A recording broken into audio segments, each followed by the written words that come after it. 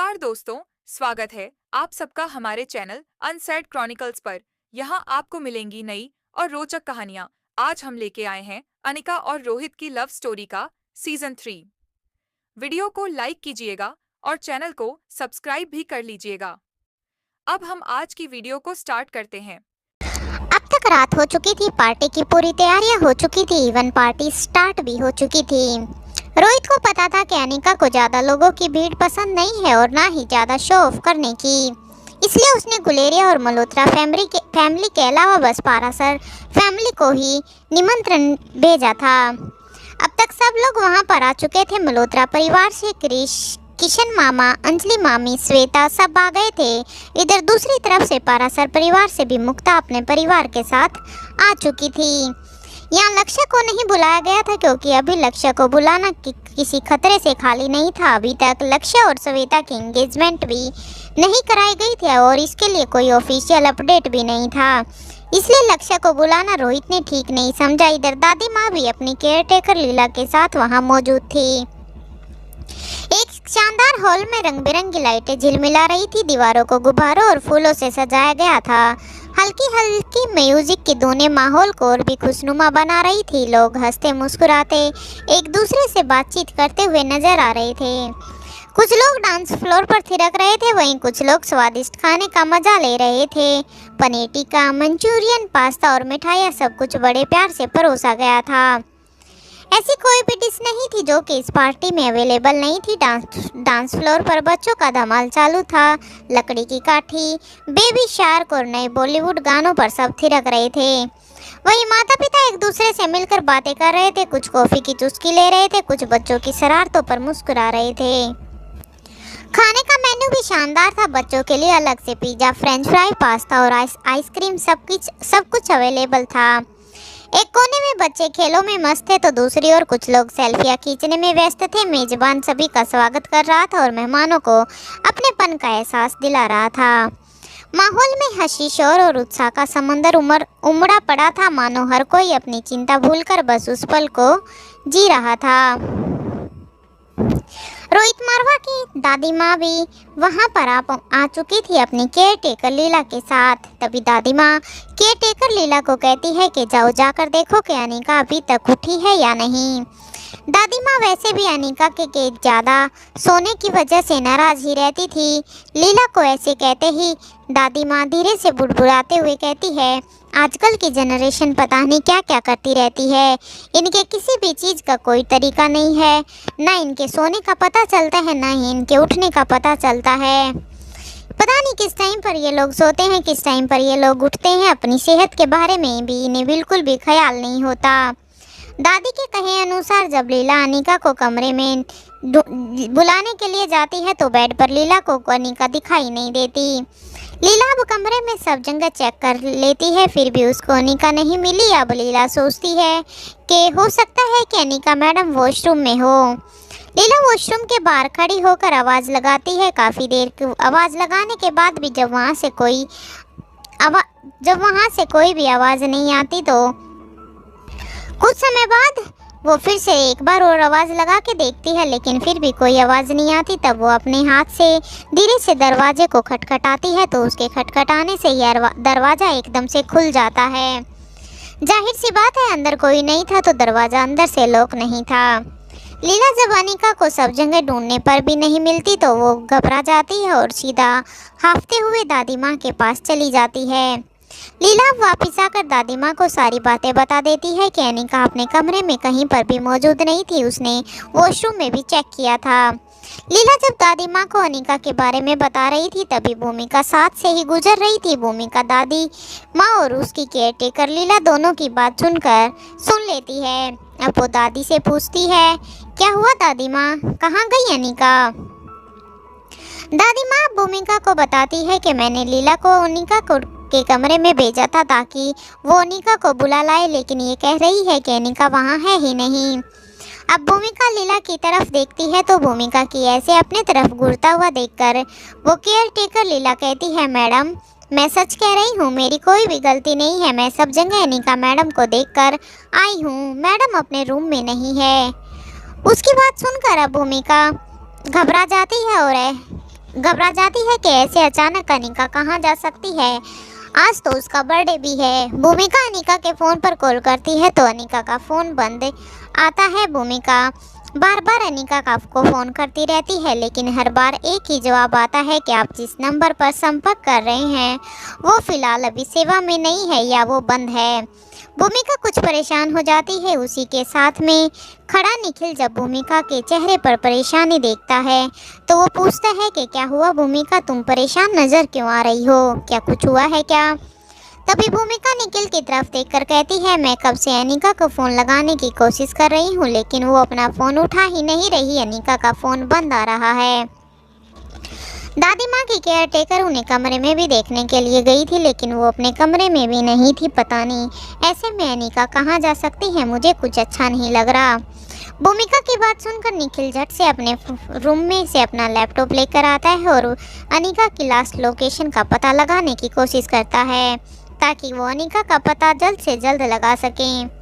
कुछ ही मिनट बाद निखिल भूमिका की तरफ देखता है और कहता है, अनिका मैडम के फ़ोन की लास्ट लोकेशन गुलेरिया हाउस दिखा रहा है। वहीं दूसरी तरफ अनिका धीरे धीरे अपनी आंखें खोलती है तो वो अपने सामने का नज़ारा देखकर हैरान हो जाती है क्योंकि उसके सामने रोहित, आकाश, श्रेया, मयूर और नंदिनी खड़े थे। उन्हें अपने सामने ऐसे खड़े देखकर अनिका एकदम से हैरान होकर पूछती है, तुम सब क्या चल रहा है यहाँ पर और क्या मजाक लगा रखा है ये? मैं अचानक से बेहोश कैसे हो गई, किसने की है इतनी हिम्मत? अनिका का गुस्सा देखकर एक बार तो सब हैरान हो गए थे लेकिन फिर एकदम से सब के सब हंसने लग गए क्योंकि जब गुलेरिया हाउस के बाहर अनिका का किडनैप हुआ था तो ये सब रोहित का ही प्लान था। रोहित ने उस टाइम पे अपनी सिक्योरिटी गार्ड को ये सब करने के लिए बोल दिया था। जैसे ही अनिका अपना दरवाज़ा खोलने के लिए खिड़की के पास खड़ी हुई तभी एक गार्ड ने उसे पीछे से बेहोश कर दिया था। ये सब रोहित का ही प्लान था।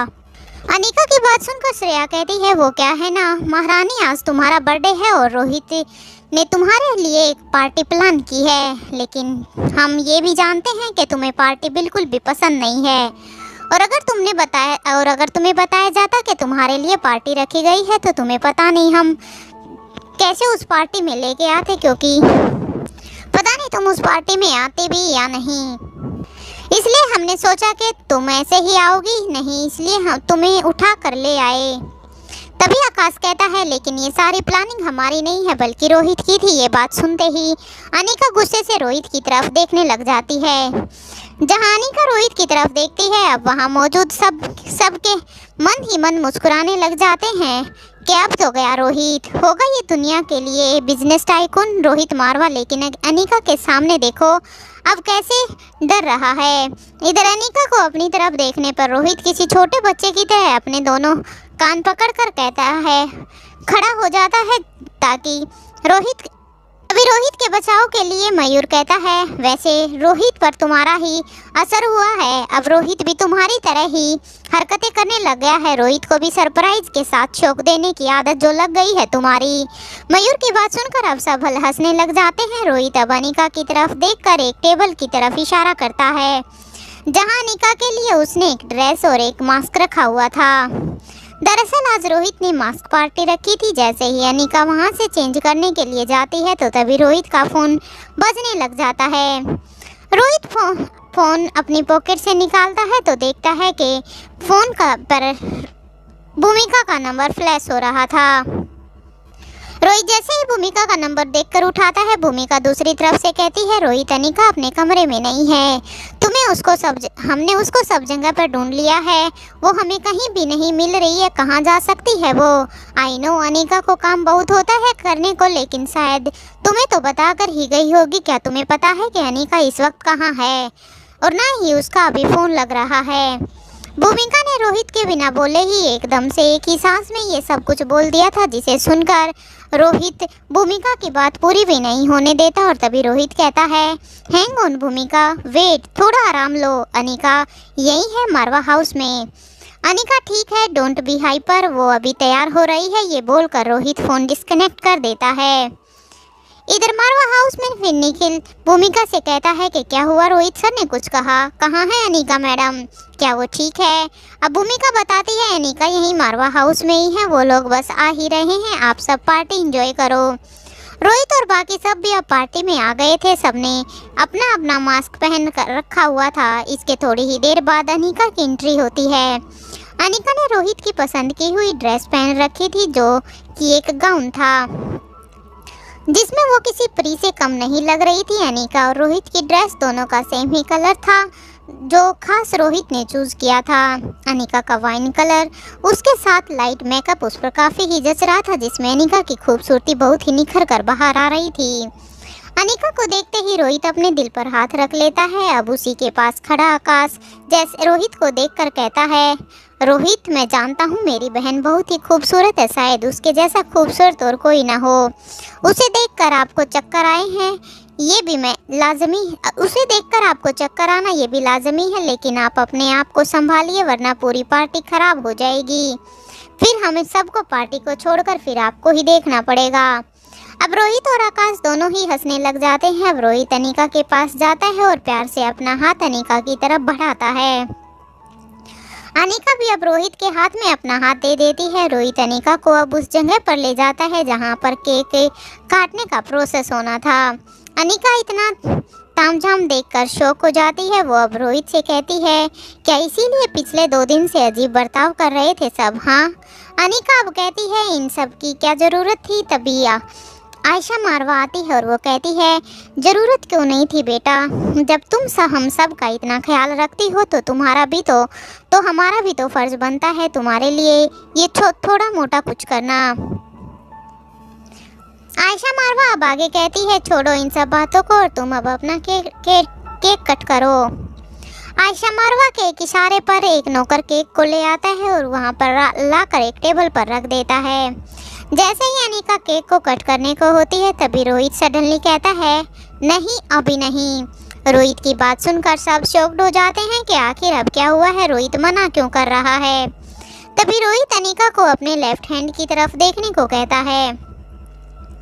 अनिका रोहित के कहे अनुसार अपनी लेफ्ट साइड मुड़ती है तो वहाँ पर अनिका एकदम से देखकर शॉक्ड हो जाती हैं, क्योंकि वहाँ पर कोई सरप्राइज नहीं बल्कि उसके तीनों बच्चे रिया, आर्यन और अलेक्जेंडर थे। सबकी नज़रों से देखा जाए तो काफ़ी सिंपल था, क्योंकि सबके अकॉर्डिंग बच्चे मारवा हाउस में ही थे, लेकिन अनिका के लिए तो ये एक बहुत बड़ा ही सरप्राइज था जो उसने कभी में इमेजिन भी नहीं किया था। हालांकि जब रोहित ने अनिका से बच्चों को वापस बुलाने के लिए कहा था तो अनिका ने मना कर दिया था, क्योंकि बच्चों की सिक्योरिटी को देखते हुए अनिका नहीं चाहती थी कि यहाँ पर बच्चों पर कोई भी रिस्क हो, क्योंकि अभी तक दमयंती की वार खत्म नहीं हुई थी और अनिका को अभी पता भी नहीं था कि आखिर आगे दमयंती क्या करेगी। लेकिन माँ तो माँ होती है ना, वो एक झलक में ही देखकर ही पहचान गई थी कि ये रोबोटिक बच्चे नहीं बल्कि उसके अपने बच्चे हैं। अनिका भागकर अपने तीनों बच्चों को अपने गले से लगा लेती है, क्योंकि अनिका रोहित को कभी शो नहीं होने देती थी कि वो बच्चों को कितना मिस कर रही है। लेकिन रोहित तो रोहित ही था, वो भला कैसे अनिका को नहीं समझता था। वो बिना अनिका के बताए हैं अनिका की सारी बातें समझता था, इसलिए उसने बर्थडे के लिए चिराग को कहकर बच्चों को बुलाने का सारा इंतजाम कर दिया था, वो भी अनिका को बिना बताए। हालांकि रोहित जानता था कि ये सब इतना आसान नहीं होगा, क्योंकि अनिका को जब बच्चों के बारे में पता चलेगा तो वो शायद गुस्सा करेगी, क्योंकि अनिका किसी भी हाल पर बच्चों का रिस्क नहीं लेना चाहती थी। इसलिए रोहित ने सिर्फ बर्थडे के लिए बच्चों को यहाँ पर बुलाया था, उसके बाद बच्चों को वापस फिर से अपनी जगह पर चले जाना था। अनिका केक कट करके पहले रोहित को खिलाती है और साथ में रिया, अलेक्जेंडर और आर्यन को भी, और फिर बारी बारी से सबको वो केक देती है। सब लोग बारी बारी से अनिका को अपनी तरफ से कुछ ना कुछ गिफ्ट देते हैं। बच्चों के क्लोन इस वक्त एनी के पास सीक्रेट लैब में ही थे। बच्चों को देखते ही एक बार फिर से अनिका भावुक हो जाती है, लेकिन तभी रोहित अनिका के कंधे पर हाथ रखता है। तभी अनिका खुद को संभाल लेती है। अनिका जानती थी अगर वो ऐसे ही सबके सामने भावुक हो जाएगी तो उस पर सबको शक हो जाएगा और उनका राज खुल जाएगा, इसलिए वो तुरंत ही खुद को संभाल लेती है, क्योंकि अभी इस टाइम वो कोई भी खतरा मोल लेना नहीं चाहती थी। अनिका बच्चों से बहुत सारी बातें करना चाहती थी। उन्होंने अकेले क्या किया है, क्या नहीं, क्या वो अपनी पढ़ाई ठीक से कर रहे हैं, क्या उनका वहाँ पे मन लग गया है, क्या वो नई जगह उनके लिए ठीक है या नहीं, ये सब अनिका बच्चों के मुँह से सुनना चाहती थी। हालांकि अनिका को बच्चों के बारे में हर एक खबर रहती थी, क्योंकि रोहित अनिका को हर एक अप टू डेट अनिका को देता रहता था। लेकिन अब अनिका खुद को समझाते हुए तीनों बच्चों के सिर पर बारी बारी से हाथ रखती है और नॉर्मली प्यार करती है कि तभी सनी और मुक्ता कपल डांस की अनाउंसमेंट कर देते हैं। सनी और मुक्ता ने पार्टी में खास सबके लिए कपल डांस बनाया था, जिसमें रोहित अनिका के साथ, ओमकार प्रीति के साथ, मुक्ता सनी के साथ। और क्योंकि राजलक्ष्मी की हालत इस समय पर ठीक नहीं थी, क्योंकि अभी उसकी प्रेगनेंसी चली हुई थी, इसलिए मयूर एक साइड बैठकर इन सब का एंजॉय करता है और आकाश और श्रेया का डांस, इन सब कपल का डांस उन्होंने अनाउंस कर दिया था। जिसके बाद सब बारी बारी से कपल आते हैं और अपना अपना डांस करके चले जाते हैं। इसके बाद फिर एक रोमांटिक सॉन्ग प्ले होना था और सभी लड़के अपने अपने पार्टनर का हाथ पकड़कर फिर से डांस फ्लोर पर आ जाते हैं। कुछ टाइम डांस करने के बाद सब अब एक एक करके डांस फ्लोर से नीचे उतरने लग जाते हैं। श्वेता भी यहाँ मल्होत्रा परिवार के साथ आई थी, लेकिन ऐसे सब कपल्स को एक साथ डांस करते हुए श्वेता को भी अच्छा नहीं लग रहा था, क्योंकि वो भी कहीं ना कहीं यहाँ पर लक्ष्य को बहुत ही मिस कर रही थी। श्वेता का भी बड़ा मन कर रहा था कि जब सब कपल एक साथ डांस कर रहे हैं तो काश लक्ष्य भी यहाँ पर होता तो श्वेता और लक्ष्य दोनों एज ए पार्टनर डांस करते। लेकिन श्वेता सारी कंडीशंस को अच्छे से समझती थी कि श्वेता और लक्ष्य की एंगेजमेंट ना होने की वजह से वो अभी ऐसे पब्लिक में ऐसे डांस नहीं कर सकती थी।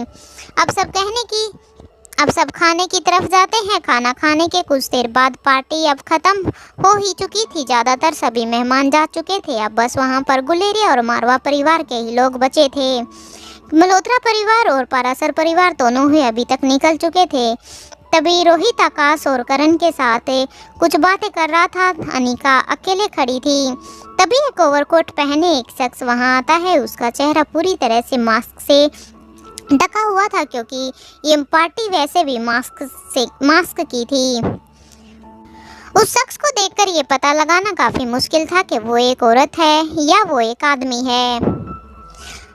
वो शख्स अनिका के पास में जाकर उसे एक गिफ्ट बॉक्स देता है और फिर मुस्कुराता है। बदले में अनिका भी बदले में एक प्यारी सी मुस्कान उसको दे देती है, लेकिन कुछ कहती नहीं है। जैसे ही वो शख्स वापस गिफ्ट देकर जाने के लिए मुड़ता है, वो वहाँ अभी आए हुए करण से टकरा जाता है। जैसे ही करण की आंखें उस शख्स की आंखों से मिलती है तो करण की मानो सांसें ही रुक जाती है, मानो जैसे करण की धड़कनों ने एक पल के लिए काम करना ही बंद कर दिया हो।